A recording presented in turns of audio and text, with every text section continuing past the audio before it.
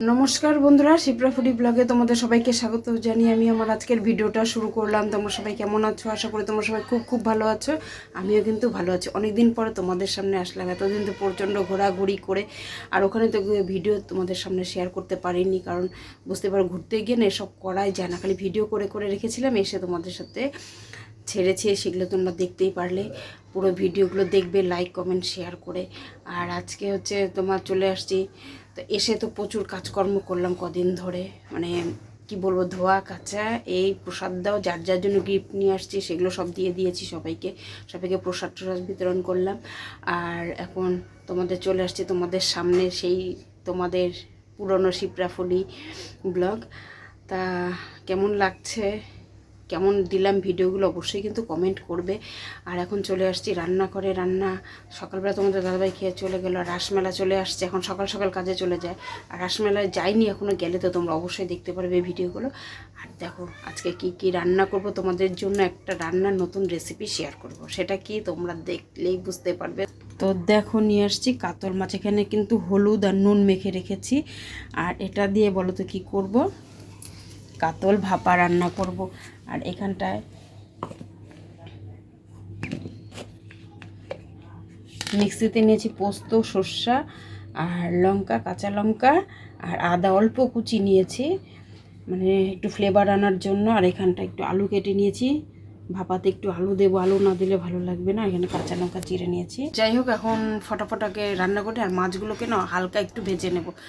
বুঝতেই পারো, না ভাজলে ভালো লাগে না। এটা তো ইলিশ মাছ না, কাতল ভাপা। অনেকে মানে না ভেজেও করে, একটু সেদ্ধ করেও করে, কিন্তু আমি অল্প হালকা একটু গরম করে নেব তেলে। তো দেখো বন্ধুরা, মাছগুলোকে আমি খুব হালকা করে ভেজে নেব, অত একদম ভাজবো না, কারণ যেহেতু এটা ভাপা হবে তাই বেশি একটা ভাজবো না। আর এইদিকে দেখো আমি আলুগুলো একদম ভালো মতন ভেজে নেব। আর এইদিকে তো আমার সব মাছ ভাজা হয়ে গেছে। আলুগুলো যে লবণ হলুদ দিয়ে পরিমতন স্বাদ অনুযায়ী দিয়ে আমি একদম ভালো মতন আলুগুলো ভেজে নিয়েছি। আর দেখো মাছগুলো হয়ে গেছে।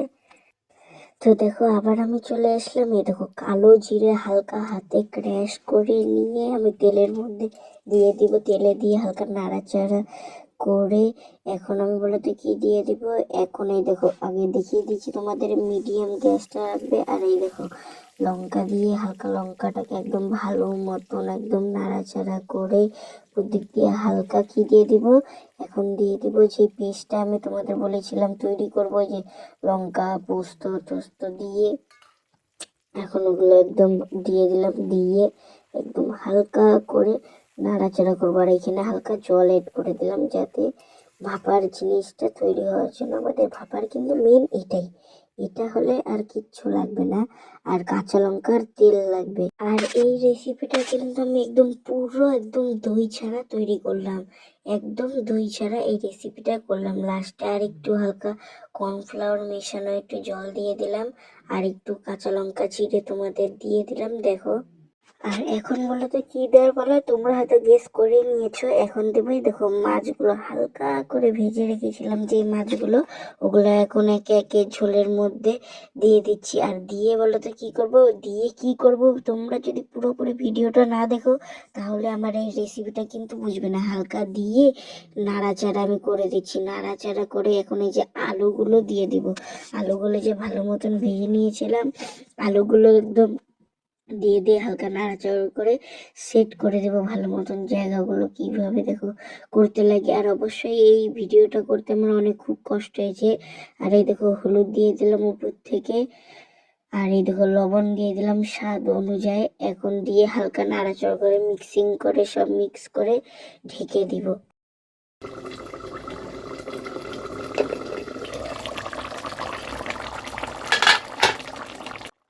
তো এইদিকে দেখো আমি খুলে ফেললাম, আর খুলে দেখো হালকা উপর দিক দিয়ে তেলটা দিয়ে দেব, একদম কাঁচা সর্ষের তেল। আর এই যে উপর দিক দিয়ে দেখো এটা বলতে কি দিয়ে দিলাম, ধনিয়া পাতা। ধনিয়া পাতা এটা কেউ দেয় না, আমি দিচ্ছি। এটা হচ্ছে আমি আমার মতন স্টাইলে, দেখো টক দই দিইনি, তারপরে দেখো আমি ধনিয়া পাতাও দিচ্ছি, দিয়ে আমার স্টাইলে আমি এটা তৈরি করলাম। আজকের এই রেসিপিটার নাম হলো ধনিয়া কাতল ভাপা।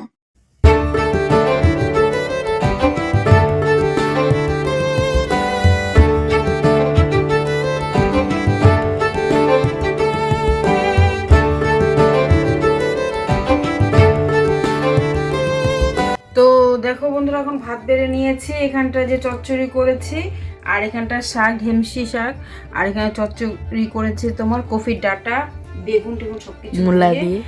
মূলা দিয়েছি অল্প করে, মূলা দিয়েছি বেশি দিইনি, ঝরঝরা করে একটু চচ্চড়ি করেছি। আর এখানটা তো যে মাছের তরকারিটা, তো ছেলে তো কোনো সবজি খাবে না, তা আমি ওকে এখন দিচ্ছি খালি কাতল ভাপাটা। ও খেয়ে আগে বলুক, ফার্স্ট টাইম আমি করলাম, এর আগেও করেছি কিন্তু তোমাদের সাথে ভিডিও আমি শেয়ার করিনি যে কেমন হবে না হবে। আগে খেয়েছি আমি, দই ছাড়া কিন্তু করেছি।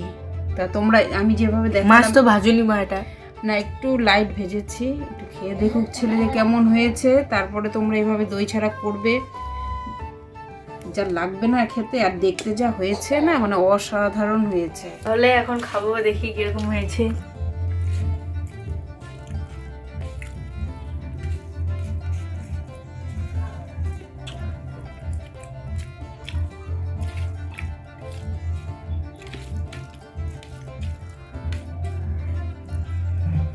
কি রে কথা বলছিস না? ভাই এটা কি বানিয়েছো তুমি? কি বানিয়েছো? কেন ভালো হয়নি? এটা এটা খাওয়া যাচ্ছে তুমি বলো? এটা বারবার খাওয়া যাচ্ছে না, এটা খালি মনে মুখেই নিতে ইচ্ছে করছে। টেস্ট হয়েছে বাবা? আমি তো ভয় পেয়ে গেছিলাম। অসাধারণ, এত স্বাদ, মানে আমি তো আরো ভাত নিব, এইটুকুনে তো হবে না, মানে এত। আর এই দেখো মাছটা কি একদম নরম, একদম ফ্রেশ, দেখো একদম মোমের মতন। এই যে একদম এত স্বাদ, মানে সেই। তুই যখন বলছিস না আমি ভয় পেয়ে গেলাম যে কি রে, এটা কি রান্না হয়েছে নাকি? এটা সুপারস্টার রান্না হয়েছে। তাই টেস্টি হয়েছে, কিন্তু টক দই ছাড়া কিন্তু রান্নাটা করেছি, ওই জন্য তো আরো স্বাদ লাগছে। তা দেখি তুই তো বললি আমি টক দই দিয়ে সবাই করে, আজকে মা টক দই ছাড়া করলো, অসাধারণ লাগছে। বাবা খেয়ে তো পাগল হয়ে যাবে। সর্বনাশ, তাহলে তো পাগলা গারুদের নিতে লাগবে নাকি? মা নিচ্ছ তাহলে তুমি? এখন আমি নিচ্ছি, দেখি তুই তো খেয়ে বললি, আমি এখন খেয়ে আমি অল্প করে নিয়ে খেয়ে দেখি কেমন হয়। আমি তো ভিডিও করতেই পারছি না এক হাত দিয়ে, আর খাচ্ছি মানে খেতেই থাকি। উফ বাপরে বাপ।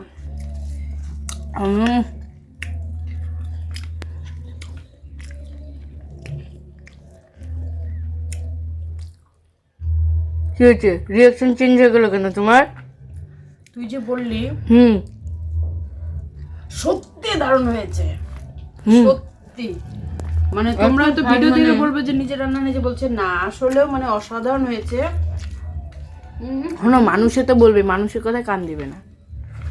ইলিশ মাছের থেকেও মানে ইলিশ মাছের তো একটা আলাদা সেন্ট বেরোয়, কিন্তু এটাও মানে অসাধারণ হয়েছে। এটা তো ভাপা, হ্যাঁ, কাতল ভাপা। দারুণ দারুণ হয়েছে, মানে বলার মতো না। এটা হচ্ছে এটা কি করেছো তুমি? কাতল মাছের ভাপা, সর্ষা পোস্ত দিয়ে অল্প আদা দিয়েছি, তোমরা দেখতেই পেলে রান্না। কাতল সর্ষা ভাপা নামটা কিরকম হলো? কাতল সর্ষা ভাপা।